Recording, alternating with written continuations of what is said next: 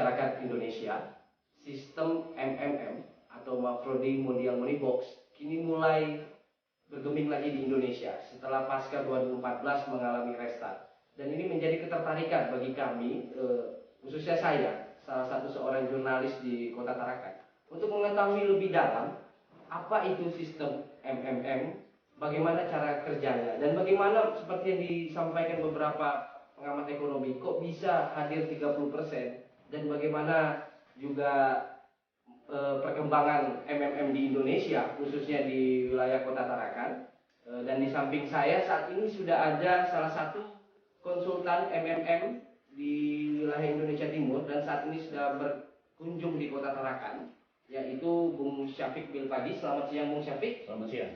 Ya, Bung Syafiq, pasca 2014 lalu MMM mengalami restart dan kini mulai kembali memumingkan diri di Indonesia, dan di Kaltara sendiri perkembangan MMM hingga masuk di media-media, baik media cetak, media elektronik, ini sedang booming-boomingnya dibicarakan. Sebenarnya apa itu sistem MMM sendiri, untuk pengetahuan bagaimana masyarakat, karena masyarakat juga bingung apakah dia ini masuk dalam arisan, ataukah investasi, ataukah money game seperti yang dibicarakan berbagai pengamat ekonomi. Ini bagaimana Bung Syafiq? Ya, terima kasih Bung Setiadi. Pertama saya harus mengklarifikasi atas eksistensi MMM itu sendiri. Kita sering mendengar bahwa MMM ini hanya sebuah komunitas. Hanya memang kita harus menjabarkan komunitas apa. Karena memang banyak orang yang simpang siur, bahkan mungkin bisa kita sebut bias, memahami, bahkan salah sangka terhadap eksistensi MMM Indonesia. MMM adalah sebuah komunitas di mana ada kumpulan orang-orang yang secara sadar memahami ideologi dari MMM itu sendiri untuk mendistribusikan dana-dana bebas mereka. Jadi MMM bukan lembaga investasi. Semua partisipan yang mendistribusikan uangnya melalui sistem MMM itu hanya dalam konteks berpartisipasi. Nah, uang itu diserahkan kepada siapa? Uang itu diserahkan kepada partisipan MMM lainnya yang di saat itu membutuhkan bantuan. Ketika saya memberikan bantuan melalui sistem MMM, ada orang yang meminta bantuan. Maka sistem MMM memerintahkan saya untuk mentransfer kepada orang tersebut. Ya kan? Jadi saya tidak mentransfer kepada MMM. Jadi MMM itu cuma sebuah fasilitas untuk mengatur lalu lintas keuangan. Ini harus diklarifikasi kepada masyarakat. Nah, sehubungan dengan pernyataan atau apa yang disampaikan oleh Bung Setiadi tadi terkait bahwa tahun 2014 pernah booming, kemudian terjadi problem yang akhirnya booming lagi pada awal-awal 2015. Perlu saya klarifikasi bahwa suka atau tidak suka bahwa yang namanya sistem keuangan, baik itu bisnis, baik itu sistem keuangan dalam konteks komunitas, investasi, dan lain sebagainya, mengalami yang disebut dengan pasang surut. Pertanyaannya, apa yang terjadi di MMM sehingga kemudian terjadi pasang surut itu sendiri? Nah, perlu saya tegaskan bahwa sesungguhnya tidak ada masalah di MMM secara sistematika. Yang bermasalah kemarin adalah adanya ketidakpercayaan atau adanya sebuah kesempatan yang dilakukan oleh oknum-oknum tertentu untuk menghancurkan MMM dari dalam. Belum lagi serangan-serangan terhadap MMM. Saya harus tegaskan bahwa MMM itu hanya mengalami restart. Restart bukan kolaps. Restart itu hanya sebuah kondisi di mana semua partisipan yang bergabung bersama MMM sudah tahu. Kenapa kalau restart? Apa ruginya? Tidak ada kerugian uang hilang. Misalnya saya sudah mendistribusikan uang saya melalui sistem MMM yang kemudian saya transfer kepada orang yang dituju. Terus bagaimana uang yang kebetulan sudah secara terlanjur saya distribusikan melalui MMM? Kemudian terjadi restart. Maka yang terjadi adalah pembekuan uang saya. Itu mata uang sebenarnya yang dibukukan. Jadi mata uang makro saya itu dibukukan. Uang saya yang sebenarnya sudah saya transfer. Terus bagaimana kalau dia dibukukan? Kalau dia dibukukan, maka kemudian akan ada kebijakan baru dari sistem untuk melakukan transaksi baru, yang akhirnya uang lama itu akan dicairkan secara bertahap. Ya, mungkin begini Bung Syafiq, saya masih agak kurang paham. Ya. Apakah MMM ini perusahaan ataukah arisan berantai, atau dia bagaimana nih sistem keuangannya ini gimana? Ya, jadi proses transfernya ini. Betul. Kalau kita sudah tahu bahwa MMM ini hanya sebuah komunitas sosial yang memang bergerak di bidang online, di bidang internet. Kalau kemudian ada aktivitas sosial di offline, itu kan bagian efek dari konsensus atau kesepakatan mereka-mereka yang menjadi partisipan di MMM. MMM jelas bukan perusahaan, bahwa kemudian di Rusia sana dikelola oleh perusahaan yang dipimpin oleh Sergei Mavroди, tapi dalam konteks dunia online-nya MMM bukan perusahaan. Sekali lagi dia hanya sebuah situs yang mengatur lalu lintas keuangan partisipan, kan gitu. Bukan sebuah lembaga keuangan, bukan sebuah organisasi struktural, bukan sebuah lembaga-lembaga yang harus memiliki identitas legalitas formal. Karena tidak ada mekanisme regulasi manapun yang melarang orang mendistribusikan uangnya kepada orang lain. Ya kan? Beda kalau kemudian saya berjoin atau bergabung di MMM ini, uang saya transfer kepada MMM itu sebagai sebuah lembaga dan dia punya rekening khusus. Ini yang kemudian baru lembaga-lembaga pemerintahan yang khususnya berkaitan dengan soal investasi bisa memikirkan atau bisa melihat ini sebagai tempat apa. Seperti OJK misalnya di Indonesia. Bank Indonesia juga ikut memantau, ini kok bisa ada satu komunitas yang mengumpulkan uang. Nah ini memang bermasalah, tapi jangan lupa di MMM tidak pernah mengumpulkan uang. Yang terjadi adalah partisipan satu dengan secara sadar mentransfer uangnya kepada orang lain. Dan itu akadnya adalah memberi bantuan. Kan gitu. Jadi orang yang bergabung di MMM sudah sadar bahwa uang saya ini uang yang sifatnya distribusi, partisipasi. Dan gitu. Hanya memang kecanggihan dari sistem inilah yang kemudian mengelola.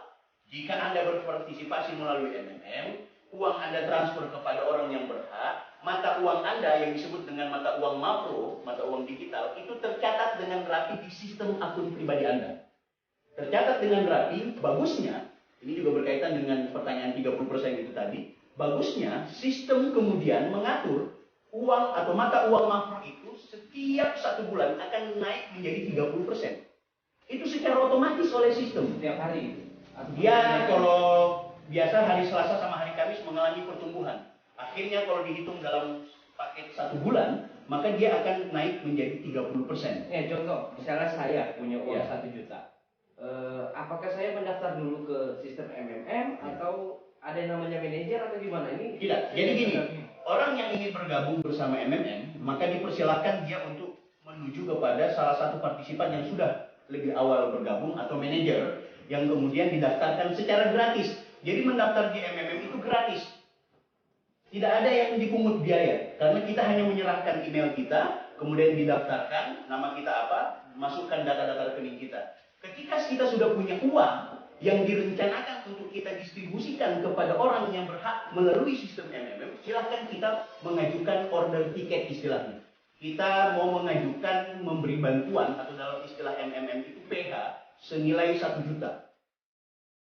Setelah terdaftar atau tercatat di sistem ada 1 juta, uang tetap masih di rekening Pak Setiadi. 1 juta itu belum Anda transfer. Nanti kemudian ketika order tiket untuk memberi bantuan itu sudah muncul, akan ada perintah dari sistem. Halo, Bung Setiadi silahkan transfer kepada katakanlah si Budi. Siapa Budi? Budi adalah partisipan MMM yang dulu pernah memberi bantuan dan saat ini dia meminta bantuan. Bisa saja Anda mentransfer kepada Budi 500.000, kemudian kepada Adi 500.000. Jadi tidak mesti harus 1 juta satu kali bos, kan gitu. Terus apa yang Anda lakukan setelah itu? Setelah Anda mendistribusikan uang 1 juta itu, selesai, tidak ada lagi pekerjaan yang menjadi sebuah kewajiban atau keharusan. Setiap hari Anda bisa kontrol akun Anda. Ada lihat di kolom makro, mata uang makro itu naik sampai dengan bulan berikutnya jadi tertambah 30%. Berarti kalau 1 juta, 30%-nya itu 1.300.000 ya, 300.000 kan? Ketika posisi mata uang makro sudah jadi 1.300.000, silahkan Bung Setiadi meminta bantuan melalui sistem MMM. Anda klik GH atau Get Help meminta bantuan, maka akan ada orang, baik dia orang lama maupun orang baru yang mendaftarkan uangnya melalui sistem MMM untuk diperintahkan ditransfer kepada Bung Setiadi. Anda mendapat 1.300.000. Bukan lagi si Adi dan si siapa tadi? Adi dengan si Budi yang pernah Anda kirim uang, tapi orang yang baru bisa saja namanya Faruk akan mentransfer kepada Anda 1 juta dan yang lain namanya Fauzan mentransfer kepada rekening Anda 1.300.000. Berarti Anda sudah mendapatkan uang 1.300.000. Tapi itu dalam jangka waktu 1 bulan, pas 30 hari atau? Ya, kalau hitungannya sebenarnya di MMM itu istilah 1 bulan bukan dari tanggal 1 ke tanggal 1. Tapi istilah 1 bulan di sini adalah kenaikan makro tetap terhitung 30 hari, ya kan? Tetap terhitung 30 hari. Cuma pasnya menjadi 30% dan uang masuk ke rekening Anda sesuai. Itu ada proses. Misalnya gini, ketika Anda meminta bantuan, itu biasanya ada 48 jam atau ada 2 hari orang diberi waktu untuk mentransfer ke Anda. Jadi bukan 30 hari pas, bisa saja 32 hari, bisa saja 33 hari. Tapi intinya tetap kenaikan makro menjadi 30% itu genap 1 bulan. Ya. Sampai diskusi malam kemarin di Kompas ini ya, banyak pengamat ekonomi yang mempertanyakan 30% ini mustahil. Ini didapat sebenarnya dari mana? Apakah ujuk-ujuk dari langit langsung turun 30%? Kalau saya bisa mengklarifikasi, ya ini kita punya pengamat ekonomi atau pakar-pakar ekonomi kita ini kan nalarnya adalah nalar konvensional, masih berpikir sistem bagaikan perbankan, sistem yang selama ini sudah berjalan begitu panjang.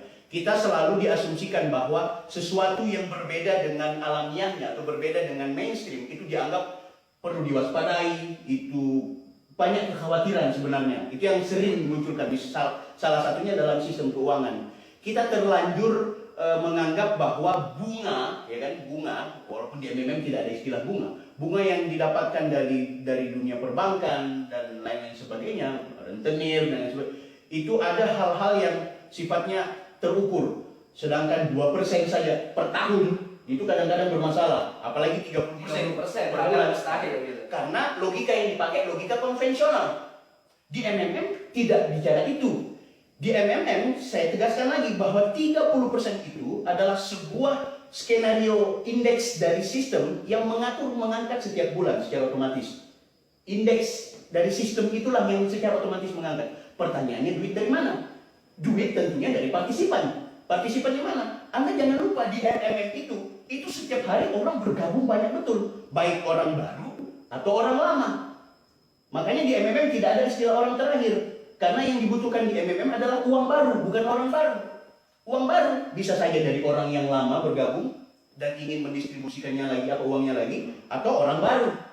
Biasanya juga kecenderungan orang mencoba 1 juta, bulan depan dapat 1.300.000, dia hantam lagi dengan tambahan nominal yang cukup signifikan. Nah, jadi 30% itu dari mana? Ya dari sesama partisipan. Kan gitu. Karena uang di MMM secara sistem, uang makro, ya kan, uang lagi-lagi saya tegaskan kita transfer kepada orang yang berhak. Kemudian mata uang makro yang tersimpan di sistem itu sudah menumpuk bagaikan lautan. Saya ingin menganalogikannya begini. Saya sering menganalogikan dan banyak orang sudah tahu ini. Misalnya ada sebuah gelas air, kemudian satu berisi air, satu tidak. Air yang dalam gelas yang kanan ini saya tuangkan, ya kan, kepada satu gelas yang kosong. Saya tuangkan lagi satu gelas yang sudah berisi air kembali kepada gelas yang tadi yang kosong. Saya masukkan. Itu takarannya tidak berubah. Coba bayangkan satu gelas air yang ada di kanan ini. Kemudian saya tuangkan ke lautan. Apakah kemudian dari laut dituangkan lagi ke gelas ini tidak tertumpah-tumpah? Ya kan? Sama analogikanya dengan MMM. Bayangkan kalau uang saya cuma 1 juta. Saya transfer kepada orang yang berhak dan mata uang 1 juta saya dalam bentuk makro tersimpan di MMM. Sementara di MMM itu bagaikan lautan uang. Sudah di sistem. Orang mau memberi bantuan itu ngantri. Anda hari ini transaksi pemberian bantuannya itu tercatat enggak? Tercatat. Jadi Anda transfer kepada siapa itu tercatat. Jadi begitu uang di MMM itu sudah posisinya sudah menjadi lautan, maka ketika bulan depan Anda mendapatkan lebih dari 1 juta atau tertumpah 30% itu aja. Pengalaman 2014, perjelas dulu akibat apa terjadi restart di 2014 sehingga banyak dana-dana partisipan katanya tidak bisa dicairkan. Bahkan di 2015 ini juga kembali itu mencuat kekhawatiran masyarakat, terutama partisipan lama, untuk dapat bergabung kembali. Dan seberapa keyakinan Anda, karena ini menggunakan internet dan menggunakan server, kekuatan server sendiri untuk ketika jumlah partisipan membludak, apakah terjadi restart kembali atau bagaimana? Saya harus mengungkapkan secara jujur kenapa kemudian terjadi peristiwa restart di MMM Indonesia, khususnya pada tahun 2014. Pertama, harus kita ketahui bersama bahwa MMM ini diciptakan oleh salah seorang humanitarian asal Rusia, Mr. Sergei Mavrodis. Beliau ini adalah pribadi yang benar-benar tidak lagi terjebak menciptakan MMM untuk kepentingan bagaimana dia bisa meraup keuntungan atau uang sebanyak-banyaknya. Sebab tidak ada sesen pun uang dari partisipan MMM itu kemudian terdistribusikan kepada Sergei Mavroди. Yang pertama. Nah, tahun 2014 MMM Indonesia ini itu diserahkan oleh Mr. Sergei Mavrodi kepada tim atau yang kita sebut dengan Duta MMM Indonesia. Jadi Duta MMM Indonesia lah yang punya kapasitas penuh untuk bagaimana menjalankan sistem atau transaksi-transaksi yang ada di MMM Indonesia. Sangat disayangkan memang, sangat disayangkan kepercayaan penuh Mr. Sergei Mavrodi yang begitu jujur ini kepada mereka yang kita sebut dengan duta ini tidak dijalankan dengan baik, ya kan? Duta-duta kemarin telah melakukan pelanggaran-pelanggaran secara moral terhadap eksistensi MMM Indonesia. Ada perampokan besar-besaran yang dilakukan oleh kelompok-kelompok duta tersebut. Ini harus jujur saya katakan supaya teman-teman harus tahu, ya kan? Di tengah kepercayaan masyarakat yang begitu tinggi terhadap MMM, ternyata duta inilah yang kemudian merusak MMM dari dalam. Parahnya lagi, duta-duta tersebut menciptakan sistem keuangan baru dan menghancurkan MMM dari dalam dan mengarahkan kepada seluruh partisipan MMM tidak percaya lagi ke MMM dan bergabung bersama komunitas baru mereka. Tapi kita tahu bahwa kekuatan MMM terlalu luar biasa. Pribadi Sergei Mavroди-nya itu terlalu baik. Kemudian akhirnya dengan reputasi dan dedikasi serta integritas seorang Sergei Mavrodi, ketika dia sudah mengetahui ada problem tersebut, dia kemudian memecat secara tidak terhormat duta-duta yang terdapat di MMM Indonesia pada tahun ini. Gimana? Apakah duta ini menjadi suatu maling atau mengarahkan perintah transfer itu kepada mereka secara pribadi atau gimana? Ya, saya harus tegaskan bahwa sampai dengan detik ini perlu kita ketahui lebih dalam terkait ini duta-duta melakukan apa. Kalau yang kami baca sih sebenarnya duta-duta ini hanya merusak dalam rangka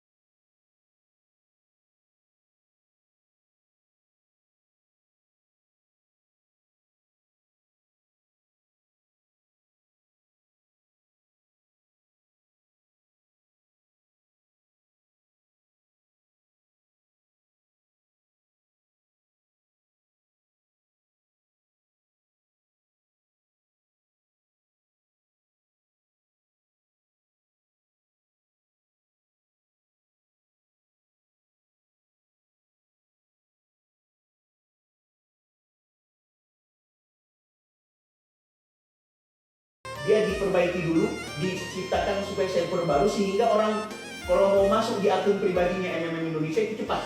Biasanya loadingnya lambat sekali. Nah ini sekarang ini sangat cepat, bahkan menampung begitu banyak partisipan-partisipan baru dan ini sudah disiapkan sehingga itu tidak akan ada lagi maintenance yang berkaitan cuma masalah loading. Ya kan dulu itu sempat terjadi. Nah maintenance selama 10 hari kurang lebih itu ini yang membuat transaksi PH GH memberi bantuan dan meminta bantuan itu sudah tidak seimbang. Diperparah ketika dia on air, ketika dia online lagi, yang terjadi adalah ketidakbejusan atau bertanggung-jawaban yang dilakukan oleh kelompok-kelompok tertentu, ya kan terhadap MMM Indonesia. Ya ini memang ini komunitas demikian, resikonya di MMM demikian. Makanya tidak ada yang bertanggung jawab selain kita sendiri. Lagi pula ini memberi bantuan, kenapa Anda harus memikirkan ini uang akan kemana? Loh kalau memang memberi bantuan, kan gitu. Ada juga yang nyeleneh yang mempertanyakan ke saya, kalau memberi bantuan kenapa harus lewat MMM? Kan bisa saja langsung ke panti asuhan, bisa saja. Ya saya kira itu hal-hal yang wajar persoalan demikian. Saya juga ingin bertanya, kalau Anda mau, misalnya teman-teman di Muslim atau kita sebagai orang Muslim misalnya, kalau misalnya kita mau memberikan zakat, kan bisa saja langsung kepada yang mustahik, kepada yang berhak. Kenapa harus ada badan amil zakat? Oh iya, ini supaya mengatur lebih bagus. Begitu juga MMM, supaya diatur dengan baik. Lagi pula juga kita tidak mendistribusikan uang kita langsung kepada MMM.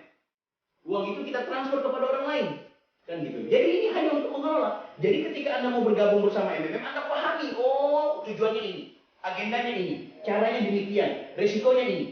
Karena kalau kita mau bicara resiko, biar kita mau duduk begini saja, kadang-kadang beresiko. Kan gitu. Tinggal kita takar, kita ukur resikonya ini seperti apa. Kitalah yang mengukur itu. Gitu. Jadi saya sepakat, ahli ekonomi bilang bahwa MMM itu beresiko sekali. Ya wajar. Sedangkan jadi presiden juga beresiko. Apa sih yang tidak beresiko? Cuma kalau kita memahami bahwa substansi dari MMM itu untuk memberi bantuan kok takut resiko. Kan ini masalah. Ya karena banyak masyarakat itu tergiur dengan pengembalian 30% itu. Berarti dia yang terjebak. Sama ketika misalnya di agama. Ini saya selalu juga menggunakan pendekatan agama. Misalnya ketika Tuhan juga pernah mengiming-imingkan, ya kan? Siapa yang kemudian berbuat baik akan dapat pahala. Siapa yang ibadah kemudian jaminan surga dan lain sebagainya. Ada orang yang tidak terjebak dengan apa yang dijanji-janjikan Tuhan. Tapi ada orang tergiur dengan surganya, pahalanya, ya kan, minimal keridoan Tuhan. Kan itu harapannya, itu manusiawi.